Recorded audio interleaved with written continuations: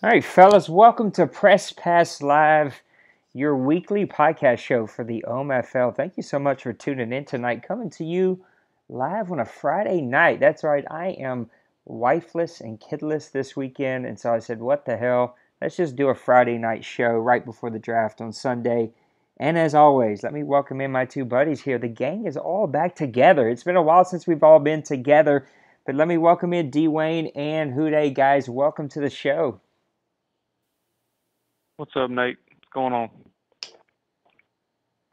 It's another beautiful day in paradise. Dwayne, did we lose you again, or are you still with us? No, I'm here. There I we are. just Dwayne has had momentary lapses of being awake tonight. He has just kind of disappeared on us as we have warmed up for the show. But thank you guys so much for giving up a Friday night. I know we've got some pumpkin carving and other things waiting for us. So you know what? Let's not waste any time and let's just jump right into it. Let's talk playoffs. Playoffs of season 74. They have come, they have gone, and they have left us with a brand new champion, the New England Patriots in Cincy Bird. Congratulations again. His trophy was actually created today and is going to be sent off to him soon.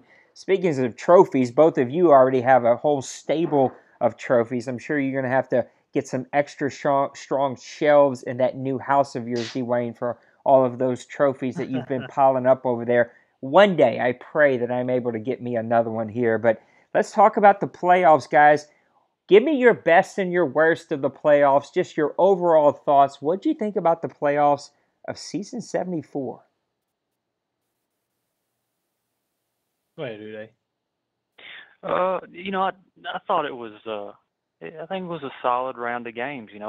I was kind of excited to see the Ravens in there, the Raiders, the teams that we don't consistently see make it. That's what I like to see. I like to see uh, those dark horses make a run. Like I did that very first year. So that kind of got me a little excited. Um, we're still working through some things. The game's a lot different. Different things worked. As opposed to the things that worked last year. Uh, but overall, I thought it was pretty good. It was interesting. I thought Ducks would end up getting the trophy again. But congratulations to the Patriots. It was a pretty intriguing, close game there in the Super Bowl. You know what? Let's do this. Let's just go quickly round by round. We won't spend a ton of time on these. We'll go like 30 seconds on each round because we could spend probably 20 minutes just talking about the playoffs. But let's just go wild card round. The Panthers are defeated by the Cowboys 28 to 10. The Raiders beat the Steelers 24 to 3. The Ravens beat the Bengals 42 to 35. And the Seahawks beat the Vikings 31 to 21. I don't know about each of you, but please give me your thoughts. There were a couple of games here that kind of stuck out to me. The Seahawks and Vikings game didn't surprise me a ton, though the Vikings played super well, taking over a team right towards the end of a season that isn't built for you.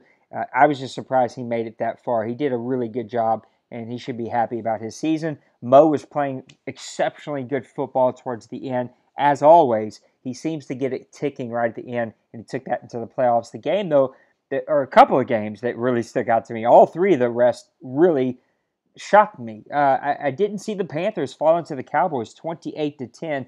Maniac, we're calling you out again, buddy. You've cried the whole season about how bad this game was, and you won. You beat one of the best teams in the NFC handedly, 28 to 10. He beats the Panthers. That game shocked me. The Raiders game doesn't really shock me. It's just the score shocked me. 24 to 3. The Steelers really didn't compete in that game. The Raiders really showed that they were the better team. And then the game that I really wanted to talk about for just a second was the Ravens and the Bengals. Now, Huday, I don't want to bring up old wounds. I just didn't see this happening. I mean, you're known for amazing offense, but equally as good defense. And to give up 42 points at home, I just would have never guessed that at all. I expected a tight game, but man, your offense really showed up, but your defense let you down big time. Those are the games that really stuck out to me. That's probably the biggest shocker. I just didn't see the Bengals giving up 42 points at home. Yeah, I mean, really, like I'd said on that last press pass live that I just played the Ravens, and I really did. I threw everything I had at him to beat him in Week 17. just to get in the playoffs. And so I knew my number was probably up. I can't pass the ball for whatever reason. I got, 90 accuracies and everything, 97 throw power. I can't throw it down the field. That's the thing. That's what the Bengals do when I have them. I got the speedy receivers. I'm throwing deep posts. I'm running, streaks when I can. And I can't do that. It's these corners and the safeties, they'll sit on me, they'll come out of nowhere, it's pick six. So I got to figure it out. I got to find something that works for me. He played a great game. It was intriguing. It was super close. I didn't think it'd be that close. He kind of switched his stuff up a little bit, and then I didn't. I just didn't know what to do. But yeah, we got another contender in the AFC North for sure. Yeah, Huday's game was real intriguing since he covered it. I'm not going to cover it anymore on that. I will say this one game the game that really got me was the Panthers losing the Cowboys, and I know you touched on that, Nate. But one thing to know about the Panthers is the Panthers came in the playoffs on a 2-game losing streak.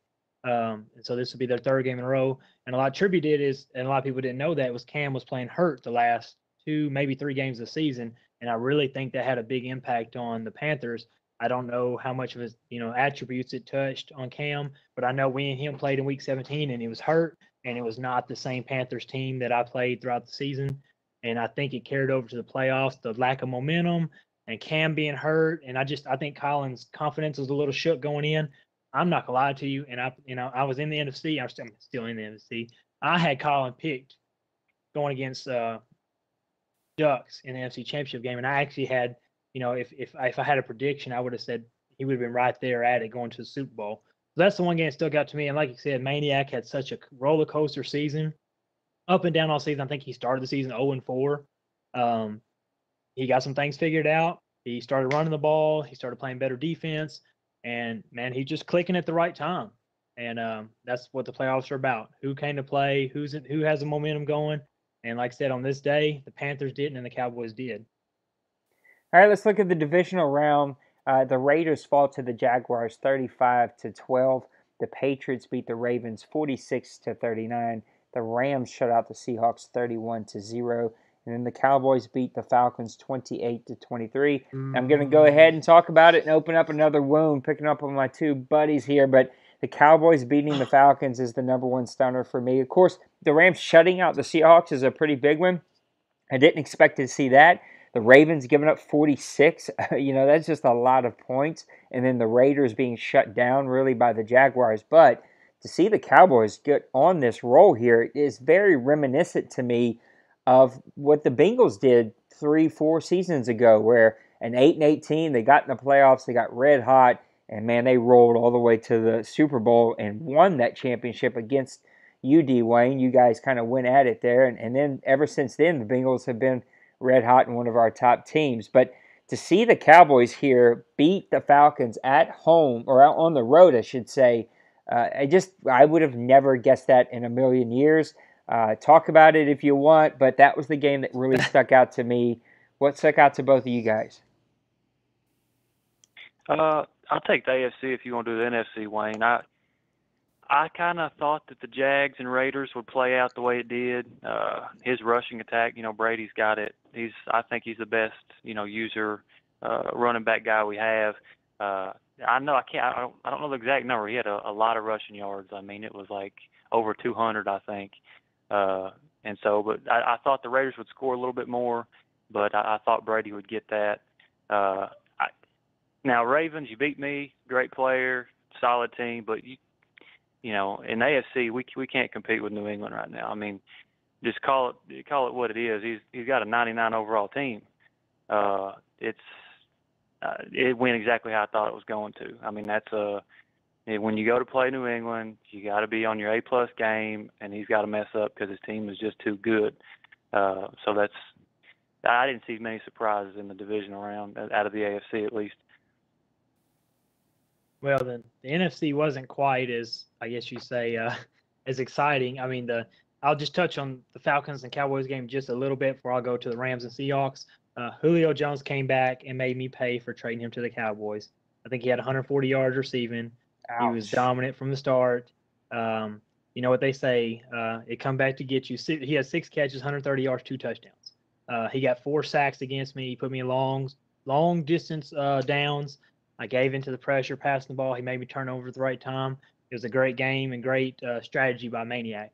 The Seahawks and Rams game, do not let the 31-0 tell the whole story. I think it was like end of the third quarter. The game was 6-0. Let that sink in. 6-0, Mo drives inside the 5 or inside the 10, throws a pick 6, and man, oh my God, it just fell apart. It was a close game, just head-to-head juggernaut game the whole game. Mo threw a pick. He started bleeding, and Ducks is like a shark. He smelled blood, and he just took it, 31-0. Not the way I actually seen the Seahawks going out this season, but like I said, when you play Ducks, you can't afford turnovers, and that's just a tough way to go out. And I know he's kicking himself right now, but like I said, it was just a real good divisional round. The AFC just had a lot better showing than the NFC. All right, so I'm going to get on a little bit of a soapbox, and maybe this isn't 1,000% fair to Ducks, but I did pick up definitely on a strategy as this year progressed, and that strategy was to run the ball 25, 35 times, pass the ball under 12, and don't turn the ball over and eat the clock. And that's kind of the strategy that Ducks went with here. 8 of 14 for 75 yards, and he won 31-0. I hate that strategy. I think that it was taking advantage of the sliders. I get why guys were doing it. Passing was tough. Guys are still learning how to pass. So why throw a bunch of picks when running? We actually made way too easy, and guys with good offensive lines and good running backs you could just run for 6 yards a carry and then eat the clock and score a whole lot of points. And so it just sucks that that's the strategy that guys started to lean on. And I hope that with the new sliders that we've pseudo been working on, calling out the board a little bit, we gotta figure out a way to get a couple more test games in. But I feel pretty confident. There are sliders that we're taking from another league who's done a lot of testing themselves. That strategy will not be quite as effective. That you will have to have a balanced attack as we move into season 75. But let's go to the conference championship quickly. The Rams versus the Cowboys. The Patriots versus the Jaguars. Patriots come away with a 45-17 victory. The Rams with a 38-28 victory to set up OMFL Bowl number 75. Neither one of these scores really shocked me. I didn't see the Patriots making it this far, but they had a really great season, 13-3. And then the Rams, of course, I thought the Falcons are really his only competition. And when that game didn't happen, I thought that the Rams would roll into this one. Give it to the Cowboys, though, man. They kept it close, 28-38. Nothing to shake your head at. Maniac should be super proud of his season. He had a really great year. The Jaguars just have yet learned, at least in this league, how to win the big game. I would never put my money on Brady and the Jaguars. Love you, Brady, but you can't win the big game here. You haven't done it yet in your entire tenure, and until the Jaguars show me that they can win the big game, I can't put my money on them. Any surprises for you guys here? Really impressed by the Jaguars. Super impressed by the Patriots. I played him this season. I actually beat him. I just didn't see this team clicking like he has late in this season. That one surprised me. The Ducks thing didn't surprise me at all.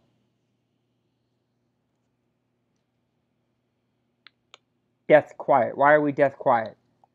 Are you guys with me?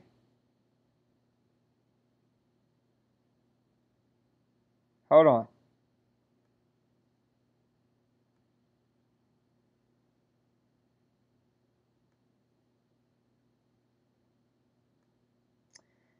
Why do we have the worst luck when it comes to technology? Sorry, fellas. Give me just a second here. For whatever reason, maybe I'm back now. I'm not back. I don't know why. I have full control. They're talking. They can't hear me. I can't hear them. This is the stupidest thing ever. I hate technology. This should be working. It was tested. It should be working. It makes no sense that it's not working.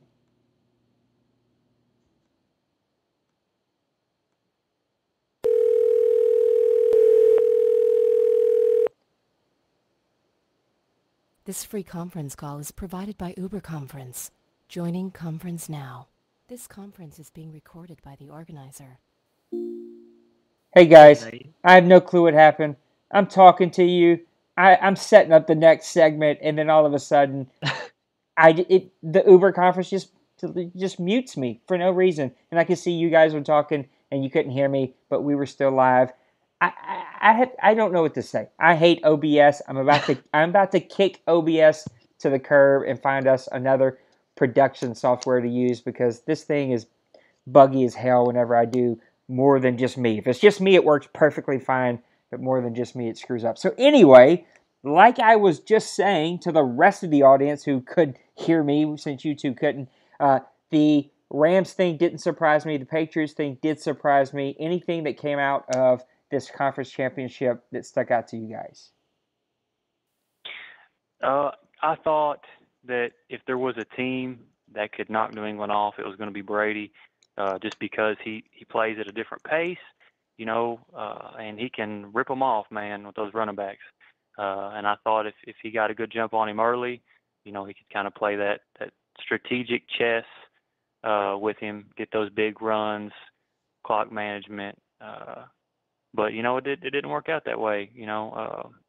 But it was a good game. I watched it. It really surprises me. It's actually impressive, in my opinion, with the game, the way it's changed, with the coach adjustments, with our sliders, the way that New England can pass the ball. Because he can.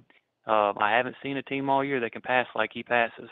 But he does. He doesn't just run it and eat it. He throws the ball.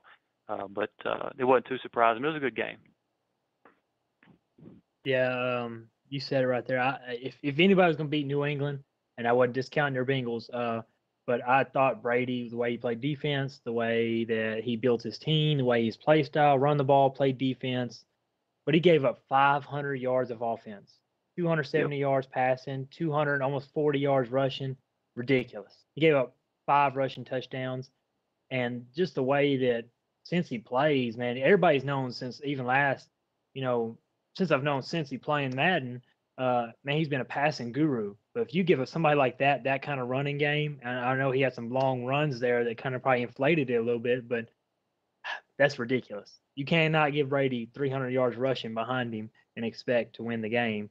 And if you remember hearing the broadcast, Brady was just in awe. He didn't have no answer to anything the Patriots did. And I can't say that happens very much. Rams-Cowboys was a really close game, really up until the very end. Like I said, the Cowboys turned the season around, got on a hot run in the playoffs. Came up a little short. I honestly think, even though Maniac is, very anti this Madden and very anti his Cowboys, even though as a Cowboys fan, you should be like that, Maniac. You made it a lot farther than I think a lot of us thought you did, and I think you should take that and run with it, especially the way you started out 0-4 this season. I think he's got a lot to build on, but man, you got to play your A game. I mean, literally your A game to beat Ducks, and it just wasn't your day. Yep, that brings us to the Super Bowl, Rams versus Patriots. This was played at like 4 o'clock, 4:30 on like a Thursday or Tuesday. I don't remember what day it was. Everything has went by so fast. We did get a stream up. The game had already started by the time we were able to get the stream going. And we couldn't do sound because, of course, I was at work and I had to have everything muted. But we did get the stream up. This was actually a really good game. The Rams jumped up big and early. The Patriots tightened it up. The Rams looked like they were going to run away with it for a little bit there. And then there was like some weird plays that happened, got the Patriots right back into it, and in some way, somehow, they come away with a 46-36 victory. Super impressive by that. Ducks was the best team probably all year long. His team knew how to win. They knew what they were doing, and it was this is an impressive victory that he should be proud of. Brady tosses 4 touchdowns. They hold Perrin to only 38 yards on 14 carries. Cooks goes off. That was probably the play that turned the game around. He runs like I don't know if it was a 9 route or a post. I want to say it was a 9 route. Throws it up in double coverage. He actually had the running back on a wheel route wide open nobody within 30 yards of him. But he goes for the double coverage of Brandon Cooks. Brandon Cooks goes up over 2 defenders, grabs the ball, touchdown in the end zone. That's the play that turned everything around here and really began to make this the Patriots game. So what do you guys think about OMFL Bowl number 74 and the champion New England Patriots? I'll be honest. I was not at home at 4 o'clock. I was on my phone. I was trying to watch the stream. I've never watched one with no sound before, with no voice. I couldn't. The stream was just bad. It was a bad stream. I couldn't tell what was going on. I watched it the best I could. But at the end of the day, I think majority of us thought Ducks would win. I thought Ducks would win. Since he pulled it out, congratulations. Anytime you beat Ducks in the Super Bowl, you're in a limited group there with Wayne. So yeah, you and Wayne, that's it. Like I said, you said congratulations to Cincy joining the Super Bowl club. You've been so close for all last Madden. You just kind of got unlucky that Ducks was in your division for like the first 3 seasons, and you were just always just a step away, and you made that step this season. It helps you have the GOAT on your team being quarterback. I'm just messing with you. But it does help having an elite quarterback because you can't win without an elite quarterback. Ducks, honestly, this is the way, since he was going to win, he's going to win like this. Ducks is not, to me, honestly, I don't think he wins 46-36 games. The way Ducks wants to play, he wants to run the ball, control the clock, play good defense, take you out of your game, and he did not take Brady out of his game. Brady threw for like 78% passing through 1 pick, but he wants to create more turnovers than that. And I just don't think this is not the game Ducks wins. Since he earned it, since he came on strong, I played him early this season. He ripped my defense apart. Probably the most gut-wrenching loss I had all season. It made me rethink my whole Madden career. It's just scary what he's got. And he's got Brady 4 more seasons. He's pretty much got this, I think, exact same team coming back. Coming out the gate, he's going to be the contender. And he's like I told him, I messaged him after the game. I said, you think it's hard all season, people playing you, win the championship and get everybody's best game all season because they want to knock off the champ. And I said, it's going to be a tough run for him. But like I said, until somebody knocks him off, hey, the OMFL is his right now.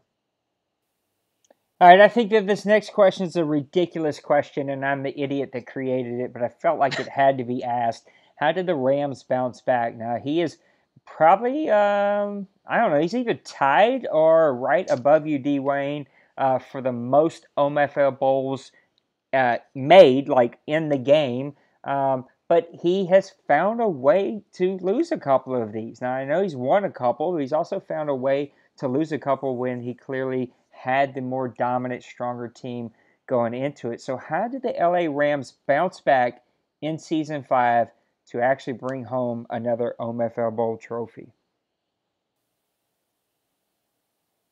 In my opinion, well, when I read this question, I thought bounce back from what? Yeah. I don't know how he does it. I mean, he gets what he wants as far as players. He's a strategist. I mean, he take a 7th and he'll turn it into a 6th to a 5th to a 4th, and he'll end up with who he wants. He's the best trader I've seen. He's going to continue to build his team. That's the thing. He's in the Super Bowl. Yeah, his team wasn't that much better than mine. I had a 73 overall team. He was probably 75 overall. So if he's in there in the game and he's a few plays away with 75 overall, look out. So more Ducks in the future to come. That's all I got to say. He'll be around. He's not going anywhere. Like I said, he's not going nowhere. He doesn't rebuild. He reloads. And sometimes he reloads with a whole new team under him, which is almost what the Rams are going to look like next season. Different quarterback, different this, different that, new star linebacker. But like I said, I don't know as much as a bounce back. I think, Ducks, you can almost count him in. I mean, when you're in as many, OMFL bowls as he's in, you're bound to lose some. And he's been in almost, I think, every one, but like won the last 7 Super Bowls. I think the only time he wasn't in the Super Bowl was when he wasn't here. I don't know, maybe. He's been to 5. He won 2 and lost 3. Yeah, it couldn't have been in every one because you two were back to back. Well, as I said, I knew he missed one. I didn't know if he missed another one. So he's been on 5 out of the last 7. You can't count him out, no matter who he's got. Like I said, he plays with a 75 overall team. But it's not as much team with him. It's just the strategy he plays with. And man, he can like you said, he could turn a 7th-round pick into Patrick Mahomes. He just gets who he wants, and once he gets his sight set on somebody, he can sell you like a player, and that's what he does. Yep. And like I said, he gets who he wants, and I can't knock him. That's his strategy. That's how he does his business, and guys, work with him on it. But like I said, you can never count Ducks out. Ducks is not going anywhere. If he finishes the season with less than 12 wins, 11 wins, I count that as a down season for him. But he'll always be in contention. But I do think that the gap is closed in the whole league to where he's not up there winning 14, 15 games a season anymore. I think the gap's really closed on him, and I think the competition's really pushing him right now. Yeah, I don't get the trade thing at all. I don't know why you would give a guy that's in almost every OMFL bowl what he wants from your team. I don't get it, but he does. You guys hit it on the head. He talks you into players, and look, he does fair trades. I think all of our trades here are pretty fair. Rarely can you get away with something that is not fair because of the calculator. But he gets whatever he sets his eye on. He was averaging 6.3, 6.5, 8.5, 4.3, 6.1 with all of his running backs and quarterbacks. He had Jared Goff averaging 6.1 yards a carry. His top guy, Perrin, 1,742 yards, 6.3 average, 16 touchdowns. Deshaun Watson was his quarterback. He's getting a brand new quarterback this year. That's where I think he can improve is the passing defense and the passing offense. And I think with the new sliders, you're going to have to get both of those figured out for you to be able to win. But listen to his receivers. Josh Doxson, who I've kind of heard of. Josh Reynolds, no clue. Katie Cannon, 0 clue. Gerald Everett, he could be in my bed and I wouldn't know who he is. Danny Vitale, I kind of know who he is because he's been a fullback of mine every now and then. Who the hell are these guys? And this is who's catching passes for this dude. And then he just bashes you with one of the top fast defenses. Like, he's one of those teams that he keeps it close. He stays the course. I played him this year. I made one stupid mistake where I literally hit the wrong button. I actually had too much time to make my decision on my passing. I hit the wrong stupid button. He pick-sixed me and then freaking rolled me after that. You said it perfectly, Dwayne, a while ago. He smells blood in the water, and, man, he goes after it. So, look, I don't know that the Rams have to bounce back, but I think there's definitely going to have to be some improvement that's going to have to take place with his team if he's going to compete in season 75. So let's talk about the New England Patriots, your Super Bowl champion New England Patriots in Cincyburg. He's had an interesting season. He kind of got off to a slow start. Some shady deals there with his BFF Rob with Kansas City before Rob took over another team. A little shady, but then got on a super run here, went all the way, won the OMFL Bowl. What do the Patriots have to do to keep this going, to be right back in contention next year, to either be deep in the playoffs or to be back and win him a back-to-back OMFL Bowl? Just being in the AFC, and I don't think he has to do much. Did he lose Tom Brady? No. Okay. No. Everybody came back. He's got Cooks. He's got Dorsett. He's got the fastest receivers. Brady's got 97 throw power. He added some players in free agency this year. This team that he has starting out of the gate is the team that I want to build.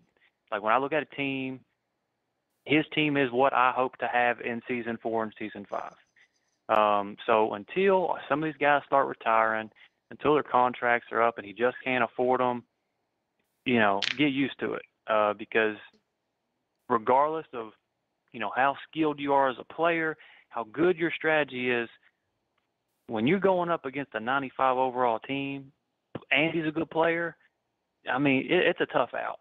So, I expect him to be right back in the playoffs, and we'll be having the same conversation again in a few months. If, that's the truth. if I don't want to play him. Do you want to play him, Wayne? I don't want to play him. Well, I'll play him. That means I made a bowl game. You got a good point. That I've played him, not in the championship, and he beat me. Still recovering. But like you said, man, he's coming out of the gates hot.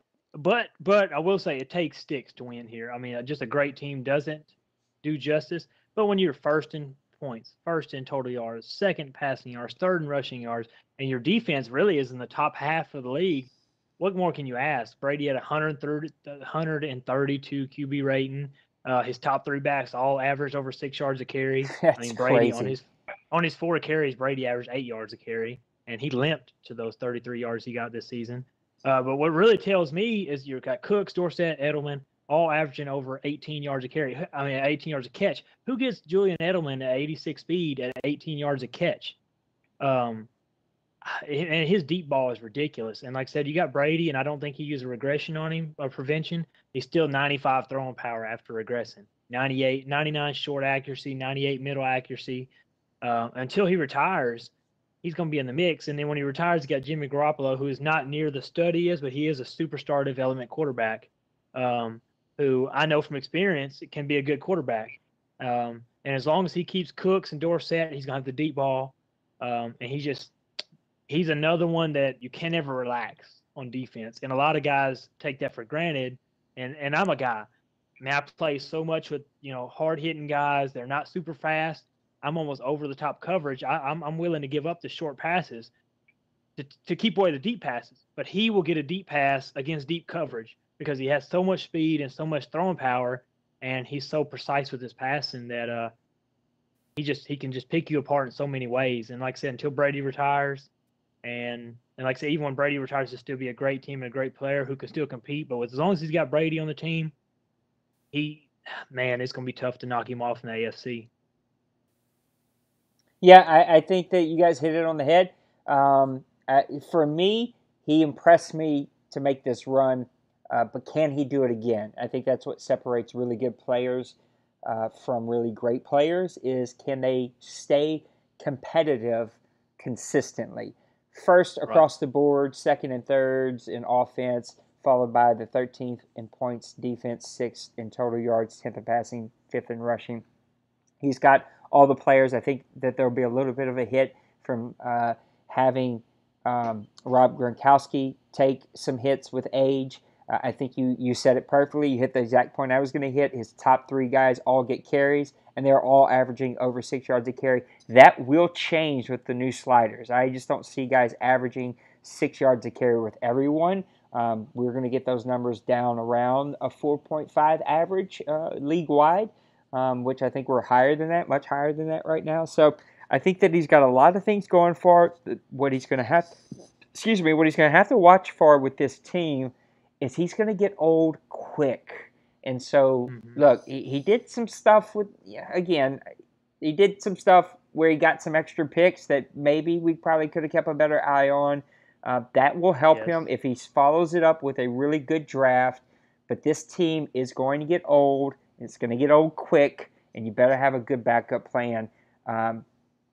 Because if you're going to sustain what you have going, it's going to take you building for the future. And the Patriots, I think, are going to start that process. But he really likes his older guys that he can one-year deal and just be able to build his team from year to year. Let's see if that strategy works consistently in Madden 18. So now we're going to go on to our next section, and we're going to talk about free agency, right? It's free agency time here in the OMFL, and everybody is abuzz whenever it comes to free agency. I mean, guys like their free agency. So let's talk about free agency. It's been one of these really weird free agent periods where actually we have our rules set up to where usually free agency really, really matters. And there was a little bit of a glitch where we had a bunch of import players not come up for their contract and go straight into free agency. So we had to protect those guys. But overall, we set up our rules to have an impactful free agency and have really good players out there. But yet, didn't really see a ton of that. So talk about free agency. Who are your top guys that you've seen out there? Who are the guys that you really seen that got signed to big contracts? Who are the guys that really caught your eye? I know for me, One of those guys was the defensive end. I'm trying to grasp his name right now from the LA Rams. Oh, Nate, what is it? I'm trying to scramble here. Quinn. Quinn was one of the better players out there. He was asking a big contract. I actually put a bid and had a winning bid on him and pulled it off because I talked myself out of it. But he was like one of those players that you think guys would be spending money on, and actually he's still out there with a really low contract on him, and somebody might actually get them a really good steal of a player in Quinn. Other guys out there, Aaron Lynch, who was a stud for me in Madden 17, is another guy not garnering a whole lot of attention. Aaron Colvin's getting a little bit of attention. Like, who are the guys that really shocked you or not getting attention? Or maybe some guys out there that are kind of sneaking through. We're in round 3 now where guys can actually offer one-year deals. So I'm really interested to see how this is going to turn out. Well, off the top, I kind of want to make the point that we all know this isn't a really terrific free agency. Our rules that we have for the the 5-year contract rules, if we didn't have that, this is what it would be every year, right? Exactly. So we'll get past this year. We'll get through it. Next year will be great, I promise. The best free agents, in my opinion, that did land that weren't imports, the first one's a little biased, Vontaze Burfict. I mean, the man, he's got 88 block shed. He's not a super fast guy. He's 79 speed, 79 strength, so you don't really have to worry about him regressing because he's not going to be, in man coverage. He's only 27. You get him 1 year. You get him year 28. You use regression on him in year 29. You sign him to a 3-year contract. He got paid. He went to the Packers, and man, did he get paid. He got paid around $20 million. J.J. Watt money, I couldn't pay him $20 million, but I could pay him close to that. But I'm a huge Bengals fan. If you're going to keep him, that's what I told Priest. If you're going to keep him, all 3 years, use regression on him. I hope he's the MVP for you. Best of luck. The other guy that I had my eye on, I think he went to the Chargers. I could be wrong though. LeGarrette. Yeah, Blunt. He did. Signed a fat contract with the Chargers. Yeah, I think he had 97 truck. It dropped to 95. He still had 87 speed. If I didn't have Jeremy Hill on my roster, I would have paid him big, man. I mean, even for 1 year, sign him to a 2-year deal, let his butt hang around in the locker room in the second year. He can have a monster year. He can have one of the best seasons in the league this year, I think. Those are some awesome numbers. The only other thing I got on Quinn, I seen him. He's a great player in real life. Madden really shortchanged him on his block shed. Mm-hmm. He's got the speed, he's got the moves, but the DE was 60 block shed. Come on, EA. That's not right. But that's all I got. So here's the thing, because you brought up an interesting point, is really with free agency, especially with our new rules where we've kind of limited cap penalty and all that stuff, free agency is now going to be a real thing that will either boom or bust you big time, because you can't go cutting all of those ugly contracts that you sign because those guys can't play anymore. You're going to be stuck with them. And like I've told guys this offseason, I have players on my team that will never see the field who are making really big money because they were default contracts, like Nick Fairley, who will get very limited playing time because it just doesn't fit my system. But I can't cut him, and nobody wants to trade for him, and so he's stuck here. And so to give Blunt a fat contract, man, I just don't understand it. At 87 speed, I know that he's a trucker, but it's Madden. Rarely do trucking running backs really explode. I mean, sometimes you can get a good year out of them, but most of the time it's going to be your 90-plus speed guys that can get around a corner from time to time and give you those big plays. And then to give Burfict that massive contract at 77 speed, I mean, who's he covering? Brett Favre in a wheelchair? Like, I don't understand what he's going to do with 77 speed and a fat contract. You're stuck with that dude. Like, you better move him to defensive end and hope he's strong enough to hold up. I really think that this is going to be an interesting turn in season 75, season 76, season 77 as we move on, because guys are going to keep getting these big contracts, and you're stuck with these dudes. You're not going to be able to get rid of them. But No, you said, you were talking about, Blunt getting a big contract. And I know everybody knows I'm biased towards Dawson a little bit.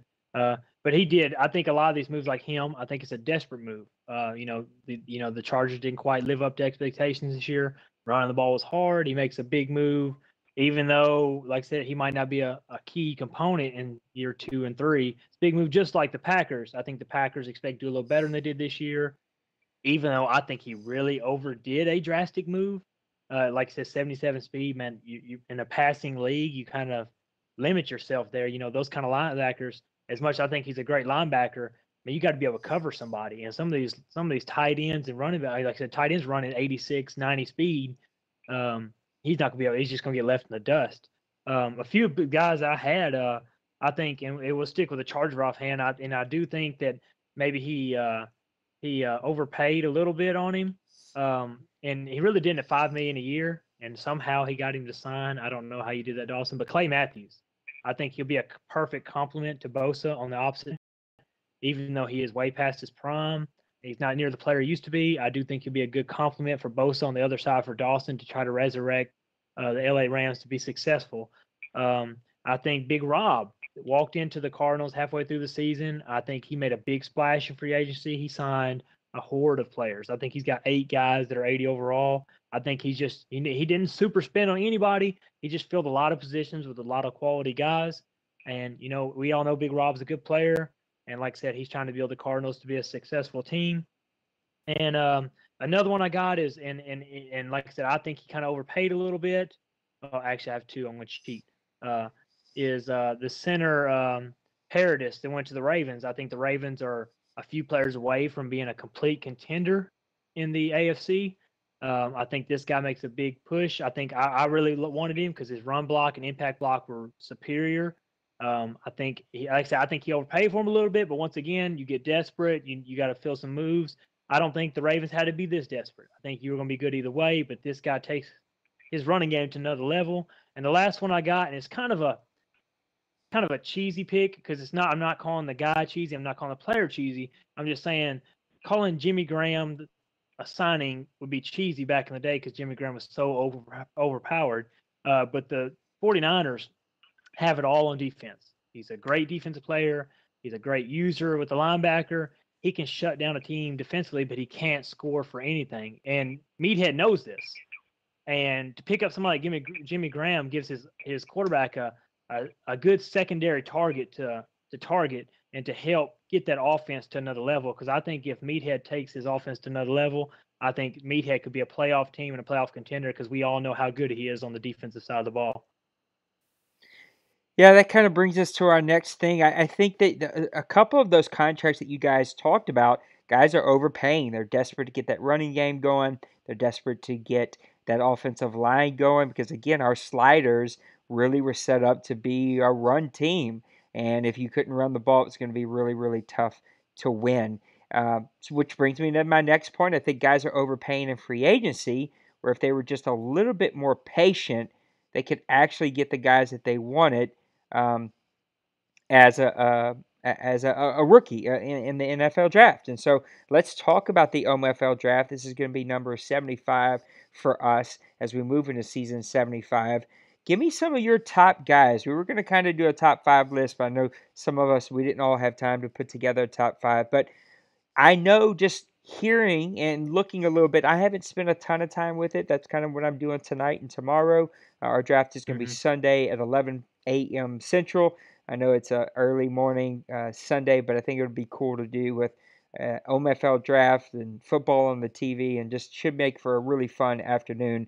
But talking to some of the guys and looking through the draft myself as I begin to build my board, it looks like a really deep draft with some super impactful players.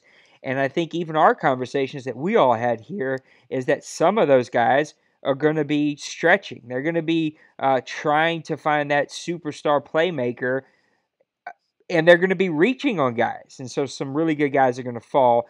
And like it was said in our chat today, there are no sleepers in the OMFL. You might get lucky. You might grab a guy that nobody's seen coming, but there are no sleepers here. Guys do their homework, and guys that you think might be there in the second, third round for you, they're not going to be there. They're going to be long gone. So, who are your top guys? Who are the guys that took your eye? And do you feel like this is a deep draft? I don't think it's a deep draft. I don't think it's a bad draft, but I think the good players are at certain positions, and at other positions they're just not. Um, just kind of running through my top five. I don't have a top five pick. I'm not trying to throw anybody's pick out there. Like you said, there are no sleepers. We all know what it is. The number one on my board, if I'm a team in need, if I got that pick, if I need a quarterback, it's Ray Sparks. I mean, he's got an A-minus throw power. You know, you're going to get probably a 91 throw power, something like that. But he's got some wheels. He's got Watson speed. He's young. I mean, he's a franchise guy. It's going into the first off season. You can have him the rest of Madden. You know, you tag him once at the end if you got to. So he's the guy I'm looking to build around if I And don't have even a having quarterback. for Madden 19 if you want it. Or yeah. Yeah, that's true. Yeah, bring him over. I did mine. You know, that's where Trainer come from. They're two of the best out there. Um, I don't know about spending a top 5, top 10 pick, but a player I really love that I know I'm not going to get is the tight end Jackson Clinton. He's listed as a first rounder. He's 6'7", and he's so quick. You know, if I don't have a tight end, if I'm picking in the mid round there at the first, I think there's a good chance that he could be a quick development player. He's a great security blanket. You know, he can jump. He's tall. He's fast. You know, what else do you want? He's 6'7". He's a tight end. I like Quintavious Hunt, the left end. He's a pass rusher. You know, I think he's 23. If he was 22, I would think he would be, you know, top 3 picks. He's got some good block sheds, some good pass rush moves. I really like the defensive tackle. Hey, hold on one If you second. need a Before you defensive, move on, let me yeah. just pause you. Is that a real thing for you guys? Like, is that 1 year a big difference for you if you're going to take a guy that high, even if he has all the skills to really help your team? For me, absolutely. With this first draft, the difference between being 22 and 24, if you're 24 this first draft, you're off my board. It doesn't matter. No matter how good you are, you're gone Mm-hmm. because of the way the development is set up. If I'm looking at these guys, if I draft a player, just like last year, they won't go anywhere. I'm gonna have these players to the end. You kind of got to work it. Some of them you can't build them up super quick and dump all the XP on them because you know what? You got 3 first-round picks like I do. They're late first, but you know I'm going to have that last year 3 guys, you know, wanting 5 years or wanting massive contracts. So you got to kind of learn how to work it. But as far as the progression, you can build a guy that's 22 so much faster than you can a guy that's 24. You know, because once he hits 25, 26, you know, stuff doubles, and you're talking about half the development for a year. So it very much matters to me. It might not matter to everybody, but you know, those 22-year-old guys to me go right to the top of the board. He's right. That 1 year, it might not sound like a lot, but 22 and 23 or 22 and 24 is a big deal, especially like I said, the first year, the way we stretch out over 6 seasons. I'm kind of with him. I'm not a big drafter. I do have guys I keep my eyes on. I'm more of a bargain shopper in the draft than a big name guy. But I do take age in consideration. It has to be a very special exception, like a 99 hit power for me to take you at 24 years old. But there is some good guys in this draft. And I think guys that are reaching for offensive line, I think they might regret it a little bit because I think this is a very offensive line rich draft. You got a guy, Trey Edwards, who really, and what I look for is impact block, run block, meets every standard I got. And if I was going to be at the draft Sunday, and I might put him on my board and just pray, I'm gonna put him on my board right now. Now we're talking about it. I would pick him. I mean, he meets everything I want, and he's going to be at a discounted price for 4 seasons. You got another guy, and like I said, the tight end he was talking about, you're talking about a Gronk Graham mix. He's 6'7", 260. He's big. He's fast. He's running a 4.62 in the 40. He can jump. And you're talking about a guy who can be a complement piece and take you to the next level because you can't leave him unguarded. And another guy that stuck out to me, and it's because he's Rob Gronkowski's third cousin, is Gordon Gronkowski. I've heard a lot of hype about him. I know I can name 6 people right offhand. I'm not going to name y'all that have messaged me talking about Gordon Gronkowski, talking about trading up, getting picks for Gordon Gronkowski. So I hope he lives up to those hype. He's 6'6", 230. That's a big guy. I'm sure he has a cannon of an arm. It's just going to be interesting if guys are willing to mortgage their futures, like some people have, to move up and get these guys, and if it pays off. If it there, where you mortgage your future for the youth and a quarterback, or are you going to free agency and spending $60 million on a guy that you could get maybe a step lower in the draft in the second round that's going to cost you $700,000 a year for the next 4 years? And my last guy, I got and I could not leave a strong safety out. Y'all would think that I was on something more than I already am. That's a joke. If I left off a hard-hitting safety. Angel, and I'm not even going to try to pronounce his last name. Ndukui, I don't know. The hit power sold me on him already. But he is 5'11", 220 pounds. He's short, stocky. He's quick. His vertical jump is the top in the draft. His broad jump's good. 40 dash is a little bit low, but I don't care about the 40-yard dash. As long as he keeps a good average of the league, 90, 89, 91, he can play on my team. And if you can knock heads, this guy right here, you can put him in your secondary. He can play center field. And when those receivers come across the middle, he's knocking their heads off. And if I had a first-round pick, that's who I'm picking right now. Yeah, I think that first, you guys make me feel really lonely. Nobody ever PMs me to talk about the draft, so I guess guys don't like me. But the second was that I actually cut you off, so I want you to go ahead and finish your player list. Who are some other guys that you had your eye on? I had two more. That defensive tackle, Nandy, he is super slow. I don't know if he might be the slowest defensive player in the game. I mean, he's going to be like, I don't know, 62 speed or something. But he put up 42 reps. And I think there's a good chance you're going to get a quicker superstar player there. Does strength matter in Madden? I've had this debate with a million people. I think it matters some. Some people think it matters a lot. If it does matter and you draft him, we will know. Because, if he's putting up 42 reps, he's knocking the center out of the way. I don't know any centers with 97, 98 strength. So he's going to be a good one to pick. And I like the quarterback, Belanca.